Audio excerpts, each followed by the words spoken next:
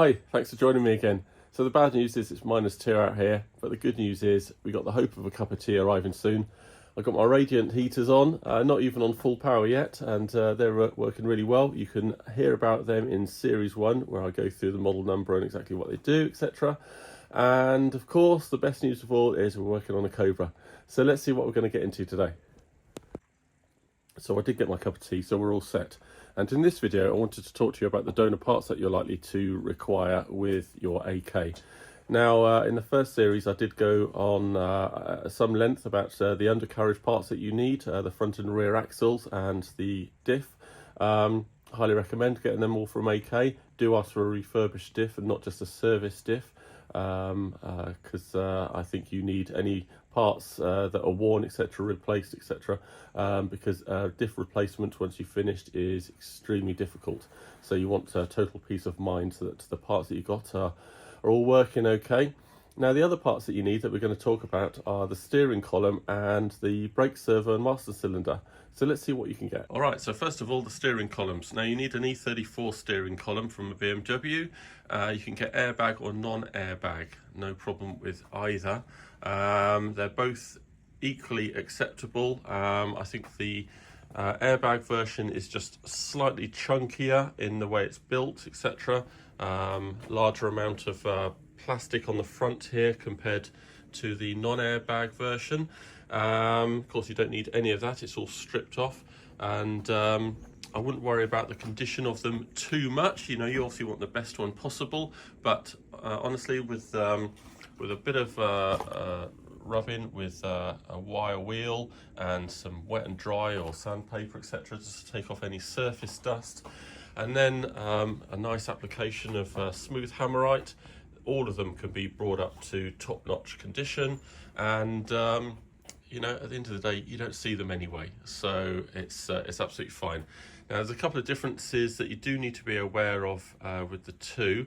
With the non-airbag version, you've got a smaller spline count and a narrower column here, so it takes a different steering wheel boss, and you can see that this one, the airbag version, is a bit fatter and it's got more splines on it. So for the airbag version, you do need this steering column that John from AK says he gets from Demon Tweaks. And for the non-airbag version, you can see that this is quite narrow, and that's the collapsible boss that you need. And I'll just show you what's on the side of the box. That's the one that you need, and I get this from Merlin Motorsports, I believe. So I'm sure there's other suppliers. So just so you know, there are two different versions. Okay, so when buying either steering column, you do need to make sure you get the whole complete steering column, all the way from the end that goes into the power steering unit, all the way through, and make sure you get the nut at the end, because that holds the boss on, etc. You don't need the actual steering wheel itself. You might check that all the little C-clips are all in place, but you don't need any of that. And also, it would be quite handy if the ignition barrel has been removed, and even the steering lock inside. Now, the steering lock inside on the airbag version, I've got a video detailing how I just cut this section out, and the huge brass steering lock just can just be lifted straight out, so you don't have any problem or any worries that it might engage at any time.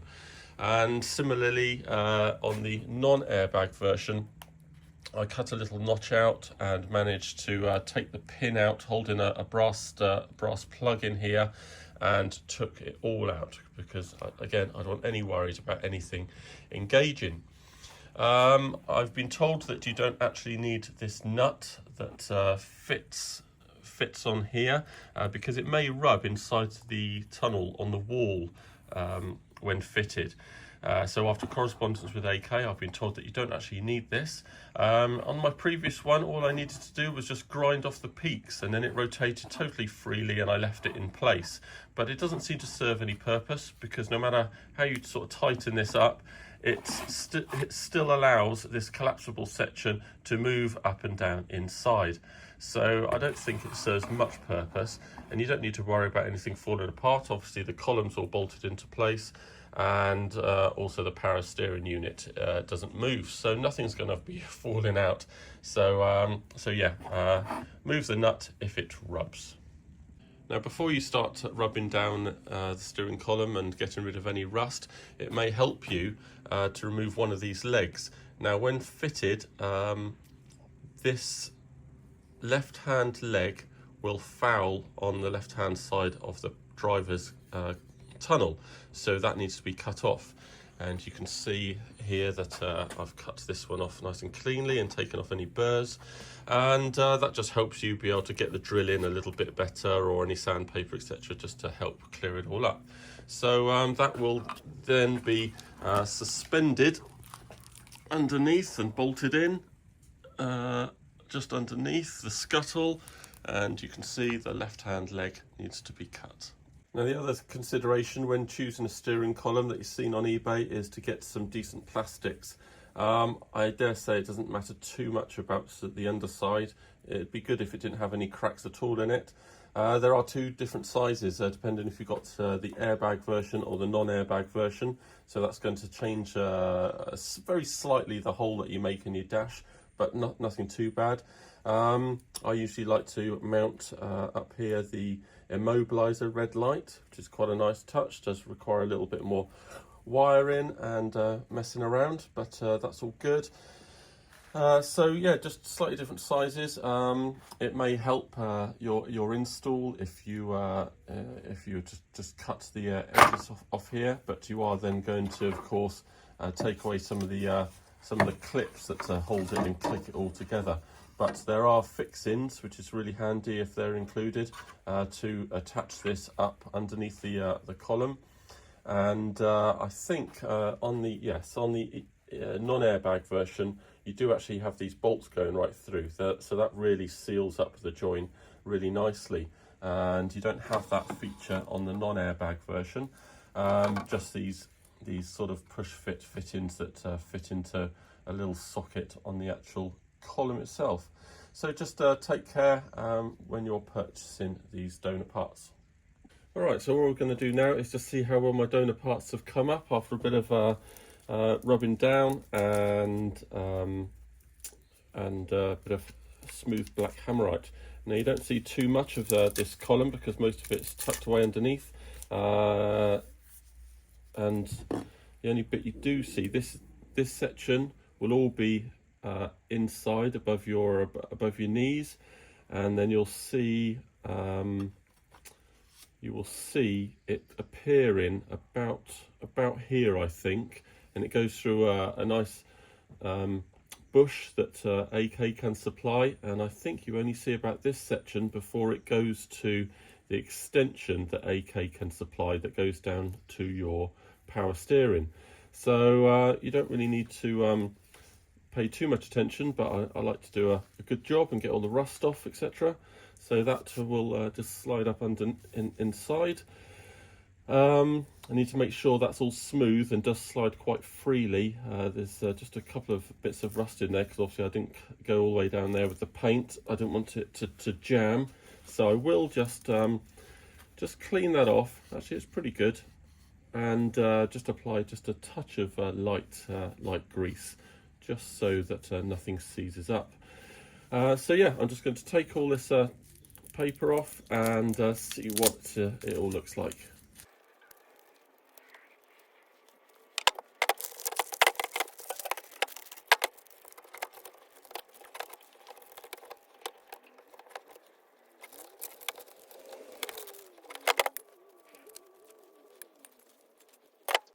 Alright, so that's all come up really nicely. Quite pleased with that. Obviously I just need to attach this to the this rubber section here, and that's all complete. Now, I did just notice when I turned it over that I hadn't actually finished touching up this, even though no one's ever going to see this. I'm just going to just take a bit of sandpaper and wire wheel to this and give it a touch of black hammerite, just so that I know that it's all nice and neat and there's no rust or anything.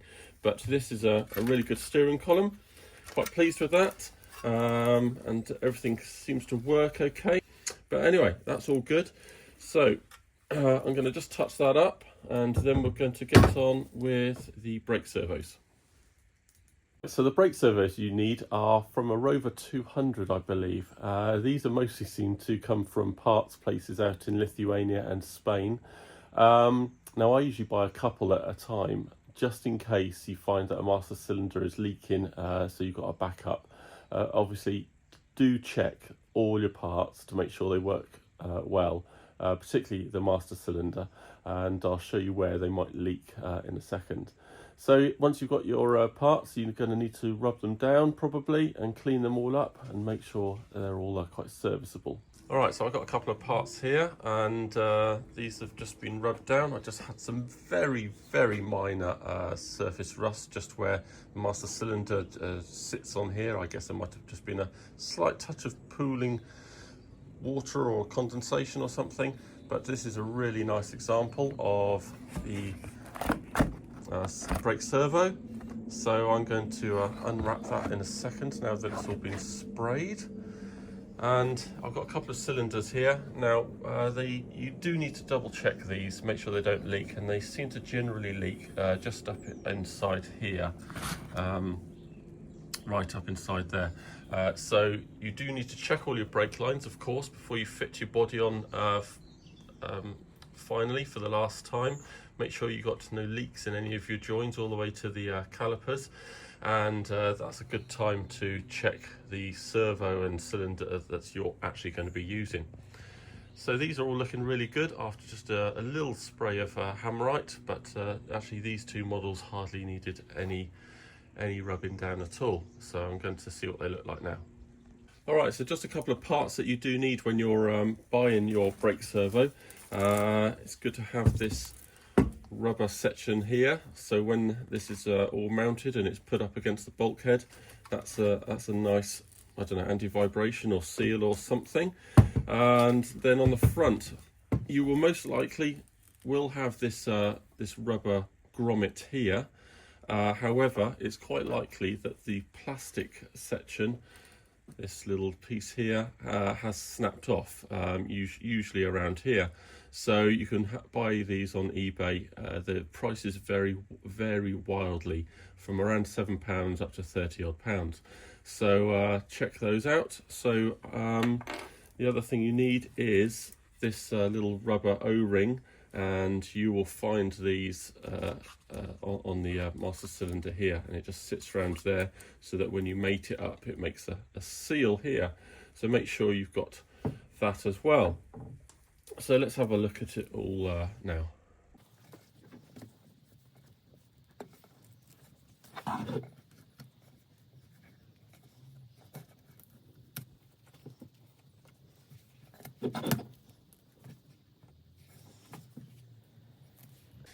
All right, so this is all pretty good. This is all hidden. However, I did notice my masking tape just stopped this from being sprayed. So I'm just going to touch that up and make sure it's all sealed nicely. So this is all looking really good. Now, I do believe it's touch too cold in here to be inserting this this grommet successfully. So I'm going to go and warm up inside and warm it up inside so it's a bit more malleable. And then this will just simply push inside, ready for your brake servo hose that goes into the back of the engine if you've got an LS3. So that's all looking pretty good. And let's have a look at the master cylinder here.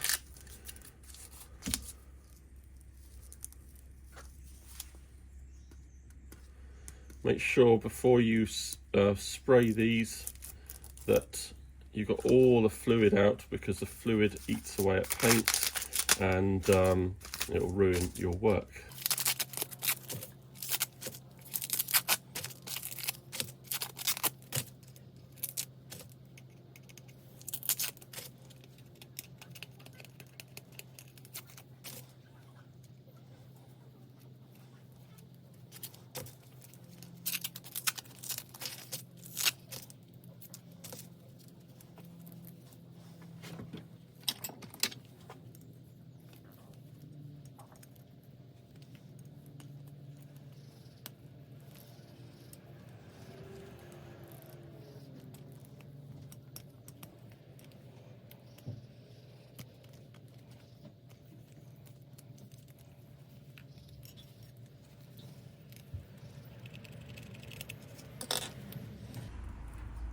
Okay, so that seems to have come up really nicely. I'll just take away some of this sticky here, but we got a nice clean master cylinder here, and make sure this lid has all got good contacts in there for your 2 connections that you need. This is all good. The plunger inside. Clean up this little strainer. Well, that strainer is actually already in here, and I think we're in quite good shape there.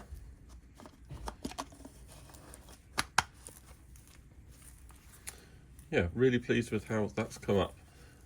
So that is going to sit something like that.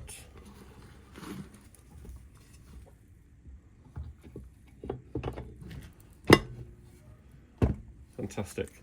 So after testing, that should all look really nice in the engine bay. And so that's it for this video. I hope you found something useful. Please like and subscribe, it'd really help out. So in the next video, we're going to see how far away the engine is and maybe get the body off and finally have a look at this rolling chassis. But failing that, I'm going to get started and wire the dashboard, something that I can do inside. See you again.